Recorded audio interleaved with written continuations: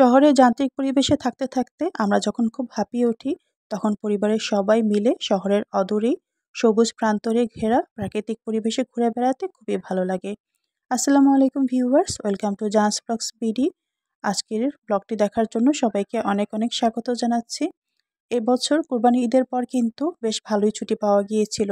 যদিও গরমের কারণে আমাদের ঘোরাফেরা খুব একটা প্ল্যান ছিল না, তারপরেও যেহেতু লম্বা ছুটি ছিল, ঘরে থাকতেও ইচ্ছে করছিল না, তাই ঈদের দুদিন পর পরিবারের সবাই মিলে চলে গিয়েছিলাম ঢাকার অদূরে অবস্থিত সারিঘাটে। সারিঘাটে যেতে হলে বুড়িগঙ্গা নদী পার হয়ে বসুন্ধরা রিভার ভিউর মধ্যে দিয়ে সারিঘাটে যেতে হয়। এই তো আমরা বসুন্ধরা রিভার ভিউ পার হয়ে সারিঘাটের খুব কাছাকাছি চলে এসেছি। আর সারিঘাটে যতই কাছে যাচ্ছিলাম মনে হচ্ছিল সবুজে ঘেরা কোনো গ্রামের মধ্যে চলে এসেছি। তবে সারিঘাটে গিয়ে আমরা অনেকটাই আশাহত হয়েছিলাম, কারণ ঈদের পরে ছুটির কারণে সারিঘাটের দুপাশে যে চায়ের টংগুলো ছিল সেগুলো বেশিরভাগই বন্ধ ছিল। সারিঘাট কিন্তু মূলত বিভিন্ন রকমের চায়ের জন্য খুবই নামকরা। তো সারিঘাটে গিয়ে আমরা প্রথমেই যে কাজটা করেছিলাম, প্রথমেই গিয়ে নৌকা ভ্রমণ উপভোগ করে নিয়েছি। যদিও দুপুরের পরপর হওয়ায় বেশ রোদ ছিল, ছাতা মাথায় দিয়ে নৌকায় বসে থাকতে হয়েছিল। তবে বর্ষার শুরুর দিকটা হয় খালে পানির পরিমাণ খুব কম ছিল, তাই নৌকা ভ্রমণটা বেশ নিরাপদই মনে হচ্ছিল।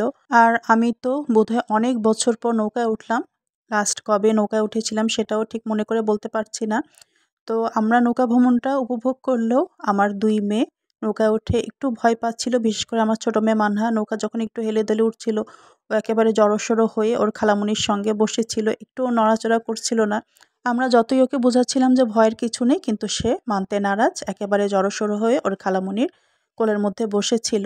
আর সেই সাথে আমার মোবাইলের মেমোরি স্পেসও অনেক কম ছিল, তাই সবকিছু খুব ভালোভাবে আর ভিডিও করতে পারিনি। নৌকা থেকে নেমে তারপর আমরা সারিঘাটের মাঝামাঝি জায়গায় একটা খোলা মাঠ আছে যেখানে মূলত মেলা বসে, সেখানে চলে এসেছি।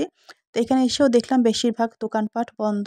অল্প কিছু দোকান সবেমাত্র খোলার প্রস্তুতি নিচ্ছে। তো আমরা একটা টং দোকানে এসে বসলাম, যেখানে আমরা একদম ঝাল ঝাল করে ঝালমুড়ি খেয়েছিলাম। তো ঝালমুড়িটা খেতে বেশ ভালোই লেগেছিল। তারপর মাঠের কাছেই একটু উঁচু টিলার মতো জায়গা ছিল, যেখানে চারপাশে সবুজ ঘাস ছিল। বেশিরভাগ মানুষ দেখলাম যে সেখানে গিয়ে ঘাসের উপরে বসে কেউ বাদাম খাচ্ছে, কেউ আইসক্রিম খাচ্ছে। তা আমরাও হাঁটতে হাঁটতে সেখানে চলে গেলাম। তো সেখানে গিয়ে কিছু বাদাম আর বুট ডাবলি কেনা হলো খাওয়ার জন্য। তো আমরা সবাই বসে খাওয়া দাওয়া করছি। এর মধ্যে আমার ছোট মেয়ে মানহা, সে মাঠে বেশ অনেকক্ষণ বসে থাকতে থাকতে ওর পায়ে ঝিম ধরে গিয়েছিল, তো ও চাইছিল একটু উঠে দাঁড়াতে। আর এদিকে ওর বাবা আর আমার বড় মেয়ে মাইশা ওকে উঠতে সাহায্য করছিল। তো ও কোনোভাবেই উঠতে পারছিল না দেখে আমরা এই নিয়ে বেশ হাসাহাসি করছিলাম। আর এদিকে ও তো রেগে আগুন হয়ে যাচ্ছে যে আমরা ওকে নিয়ে ঠাট্টা করছি। তো যাই হোক, ওখানে আমরা বেশ অনেকক্ষণ সময় কাটিয়েছি। তবে প্রচণ্ড গরমের কারণে একটু কষ্টও হচ্ছিল। যদিও সেখানে হালকা বাতাস ছিল, তার সঙ্গে পাল্লা দিয়ে কিন্তু বেশ গরমও ছিল। এই তো দেখতে পাচ্ছেন আমার ছোট মেয়ে মানহা, ও ঘেমে একদম একাকার হয়ে গিয়েছিল। আর হ্যাঁ, এই ফাঁকে বলে রাখি, সারিঘাটে মূলত কিন্তু আসলে শরৎকালে আসলে বেশি ভালো লাগে, কারণ এখানে শরৎকালে প্রচুর কাশফুল থাকে। অনেকটা উত্তরা দিয়াবাড়ির যে ভাইবটা আছে সেটা এখানে আসলে পাওয়া যায়। তো আমরা মাঠে বেশ অনেকক্ষণ বসে থেকে আবার চলে এলাম সারিঘাটের সেই খোলা মাঠটাতে। তো যেহেতু প্রায় বিকেল হয়ে গিয়েছিল, দেখলাম যে সেখানে বেশ কয়েকটা রাইড চালু হয়েছে।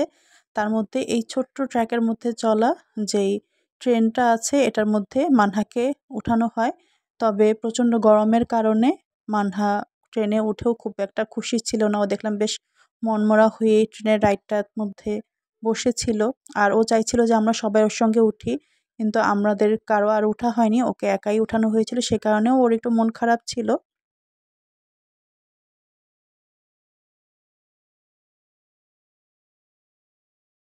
মানহা অবশ্য চাইছিল ট্রেন থেকে নেমে আরও কয়েকটা রাইডে উঠতে। তো সেখানে তেমন বিশেষ কোনো রাইড ছিল না, শুধুমাত্র একটা নাগরদোলা আর শান্তা মারিয়াম ছিল। তো নাগরদোলা আর শান্তা মারিয়ামের মধ্যে আমাদের কারোই ওঠার সাহস হয়নি, তাই মানহাকেও আর ওঠানো হয়নি। তবে ট্রেন থেকে নামার পর আমরা একটু সামনে হাঁটতেই দেখলাম একটা দোকান সবেমাত্র খুলেছে, আর সে দোকানে বয়মের মধ্যে রঙিন কোনো কিছু সারিবদ্ধভাবে সাজানো আছে। তো প্রথমে আমরা অবশ্য ভেবেছিলাম এটা হয়তো সুই সুতা আর পুঁথির দোকান হবে, বয়মের মধ্যে রঙিন পুঁথিগুলো সাজানো আছে। কিন্তু কাছে গিয়ে দেখলাম যে এটা হচ্ছে একটা পানের দোকান। আর বয়মে যে রঙিন বস্তুগুলো দেখা যাচ্ছে এগুলো মূলত পান তৈরির বিভিন্ন উপকরণ। আর দোকানটার মধ্যে কিন্তু বিভিন্ন রকমের পান পাওয়া যায়। আর এই যে টেবিলের উপরেও কিন্তু সারিবদ্ধভাবে পান তৈরির সব উপকরণগুলো সাজানো আছে। তো এত উপকরণ একসঙ্গে আমি আসলে আগে কখনো দেখিনি, তাই কৌতূহল নিয়ে দোকানটার সামনে দাঁড়িয়ে গেলাম। তো এর মধ্যেই দেখলাম যে ২ টো অল্প বয়স্ক ছেলে এসে ২ টো পানের অর্ডার করেছে। আর সেই পানগুলো ছিল মূলত হচ্ছে আগুন পান।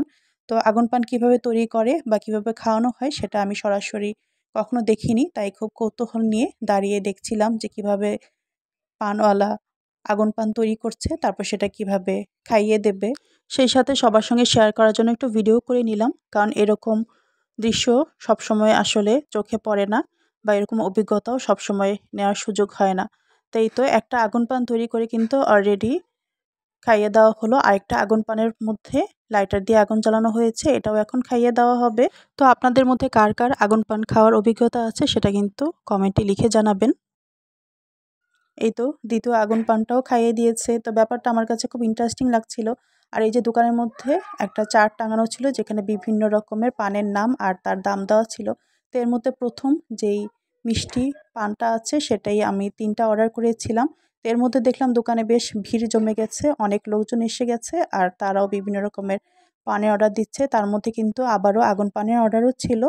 তো দাঁড়িয়ে, দাঁড়িয়ে দেখছিলাম যে পানওয়ালা কিভাবে পানগুলোকে রেডি করছে। আর সেই সঙ্গে আবারও আগুন পান কিভাবে তৈরি করে খাইয়ে দেওয়া হচ্ছে। তো দেখলাম যে প্রতিটা পানের মধ্যেই বিভিন্ন রকমের উপকরণ দেওয়া হচ্ছে। তার মধ্যে কিন্তু খুরমা, নারকেল এসবও ছিল। এই যে আমার অর্ডার করা পানগুলো সারিবদ্ধভাবে সাজানো পানগুলোর মধ্যেই আছে। আর সেই সঙ্গে পাশে আরও ৩ টা দেখলাম যে আগুন পান রেডি করা হচ্ছে। তাই খুব আগ্রহ নিয়ে আবারও অপেক্ষা করছিলাম আগুন পান খাওয়া দেখার জন্য। আর এদিকে আমার অর্ডার করা পানগুলো তখনও পুরোপুরি রেডি হয়নি। আগুন পান রেডি হচ্ছিল, পাশাপাশি অন্য পানগুলোও রেডি করা হচ্ছিল। আর সামনে এই যে রঙিন উপকরণগুলো দেখা হচ্ছে এগুলো মূলত হচ্ছে শুকনো কোরানো নারকেল। শুকনো কোরানো নারকেলের সঙ্গে রং আর চিনি মিশিয়ে এই উপকরণগুলো তৈরি করা হয়েছে। আর এই বিষয়টা আমি বুঝতে পেরেছি যখন পানগুলো বাসায় এনে খাওয়া হয়েছে তখন। তো আমি ৩ টা মিষ্টি পান কিনে এনেছিলাম। তার মধ্যে একটা আমি নিজে খেয়েছিলাম আর ২ টো আমার আম্মাকে দিয়েছিলাম। তবে বিশ্বাস করেন মিষ্টি পানটা আমি খেয়ে একেবারেই সন্তুষ্টি পাইনি। যদিও মিষ্টি পানটার মধ্যে অনেক, অনেক উপকরণ ব্যবহার করা হয়েছিল। খুরমা, নারকেল, তালমিছরি এছাড়াও বিভিন্ন ধরনের এই যে কুড়ানো রঙিন নারকেল সেগুলো প্রচুর পরিমাণে দেওয়া হয়েছিল। তবে পানটা চিবোতে, চিবোতে আমি একদম ক্লান্ত হয়ে গিয়েছিলাম। তবুও পানটা শেষ হচ্ছিল না। যতই চিবোচ্ছিলাম মনে হচ্ছিল যে শুকনো খড়খড়ে কোনো কিছু আমার মুখের মধ্যে আটকে আছে। শেষ পর্যন্ত পানটা মুখ থেকে ফেলে অনেকক্ষণ ধরে কুলি করে তারপর মুখ পরিষ্কার করতে হয়েছিল। তারপরও মিষ্টি পান আমাদের দেশে একটা ঐতিহ্যবাহী খাবার, যেটা অনেকেই শখ করে খেয়ে থাকেন। তবে আগুন পানের টেস্ট আসলে ঠিক কেমন তা আমার জানা নেই। যারা খেয়েছেন তারাই হয়তো বলতে পারবেন। আর এদিকে আগুন পান খাওয়া দেখতে, দেখতে প্রায় সন্ধ্যা ঘনিয়ে এসেছে। সূর্য পশ্চিম আকাশে হেলে পড়েছে। তো মাইশা মানহার বাবা খুব তাগিদা দিচ্ছিল যে তাড়াতাড়ি আমাদের এখান থেকে যাওয়া দরকার। কারণ এখান থেকে ফিরতে হলে আমাদেরকে আবার বসুন্ধরা রিভার ভিউর মধ্যে দিয়ে যেতে হবে। আর সন্ধ্যার পরে বসুন্ধরা রিভার ভিউ এলাকাটা একদমই নির্জন হয়ে যায়, যেটা খুব একটা নিরাপদ মনে হয়নি। আর এই তো সারিঘাটের মাঠ থেকে আমরা চলে এসেছি সারিঘাটের খুব সুপরিচিত একটা রেস্তোরাঁ, যেটার নাম হচ্ছে কর্ণফুলী রেস্তোরাঁ। তো এই রেস্তোরাঁটাকে আমি অবশ্যই ইউটিউবে দেখেছি। ইউটিউবে দেখে যতটা সুন্দর মনে হয়েছিল সরাসরি দেখে ততটা ভালো লাগেনি। ভেতরের পরিবেশ অতটাও পরিষ্কার পরিচ্ছন্ন না, আর সেই সঙ্গে প্রচুর মশা মাছির উপদ্রব। তার উপর রেস্টুরেন্টের ভিতর ইলেকট্রিসিটি ছিল না, গরমে একেবারেই খুব খারাপ অবস্থা। তাই আমরা রেস্টুরেন্টের ভেতরে বসতে গিয়েও পরে আর বসিনি। বাইরে বের হয়ে বেশ কিছুক্ষণ হাঁটাহাঁটি করেছি। বাইরে হালকা বাতাস থাকায় বাইরে দাঁড়িয়ে থাকতেই বেশি ভালো লাগছিল। আর সবচেয়ে বেশি ভালো লাগছিল রেস্টুরেন্ট থেকে খালে ভেসে বেড়ানো নৌকাগুলো দেখতে। মনে হচ্ছিল যে কোনো লেকের উপরে সারি, সারি নৌকা ভেসে বেড়াচ্ছে। যে দৃশ্যটা খুবই সুন্দর ছিল। আর বিকেলের পর থেকে সারিঘাটে লোকজনের ভিড়ও বাড়তে থাকে। আর লোকজন মূলত সারিঘাটে নৌকা ভ্রমণটাকেই বেশি উপভোগ করে। আর এদিকে কর্ণফুলী রেস্তোরাঁটার আকর্ষণীয় বিষয় হচ্ছে এর ঝুলন্ত সেতুটা, যেটা দিয়ে পার হতে গিয়ে আমার তো রীতিমতো হাত পা কাঁপাকাঁপি অবস্থা। তো এই ছিল ঈদের পরে আমাদের ঘোরাঘুরি। তো সব মিলিয়ে আমাদের ভ্রমণটা বেশ ভালোই কেটেছিল। তো আপনাদের কাছে কেমন লেগেছে তা অবশ্যই কমেন্টস করে জানাবেন। ভালো লাগলে লাইক, শেয়ার, কমেন্ট করবেন। তো আজকের মতো বিদায় নিচ্ছি। আল্লাহ হাফেজ।